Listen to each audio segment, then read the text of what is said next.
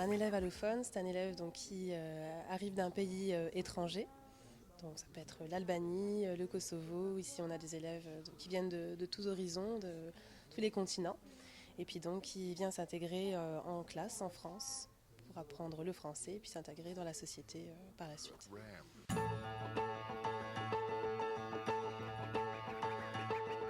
Au départ, les élèves arrivent dans ce qu'on appelle une classe UPE2A. Donc c'est une structure, une unité pédagogique pour élèves allophones arrivants. Donc voilà, ils restent dans cette classe particulière pendant quelques mois où ils apprennent les bases du français, découvrent la langue, puis assez rapidement ils sont intégrés dans les classes, classes normales avec leurs camarades. Donc moi j'interviens par la suite une fois qu'ils sont intégrés dans les classes normales. Donc ils sortent des classes et puis viennent avec moi en groupe de soutien linguistique finalement pour continuer à apprendre la langue et puis voilà, poursuivre leurs apprentissages de la langue française.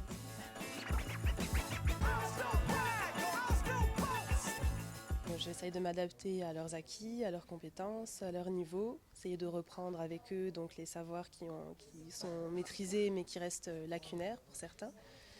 M'adapter vraiment à leurs besoins pour pouvoir au mieux s'intégrer, les aider à s'intégrer dans la classe normale. Voilà, donc ça peut être des exercices écrits, de l'oral, travailler sur les ordinateurs ou bien de la lecture. C'est vrai que là, les médias sont divers et puis les cours aussi.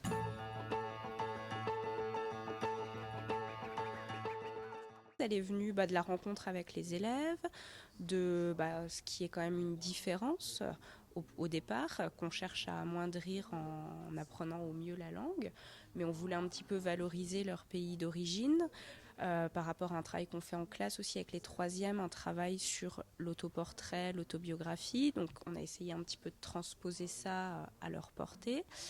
Il y a eu le projet tout simplement de réaliser une exposition. Et on s'est dit il faudrait que pour que ce soit accessible pour eux, qu'ils puissent parler de ce qu'ils connaissent. Nous, ça nous donne une porte aussi, on va dire, ça ouvre une porte pour parler au mieux avec eux, ça nous permet de les connaître, ça joue donc à la fois sur l'intégration des élèves au sein de l'établissement, le rapport qu'on construit avec eux, et puis les programmes qui sont les programmes de la classe de 3e. Ça parlait de nos cultures, on parle de qu'est-ce qu'on aime. D'accord. Et du coup, toi, qu'est-ce que t'aimes ?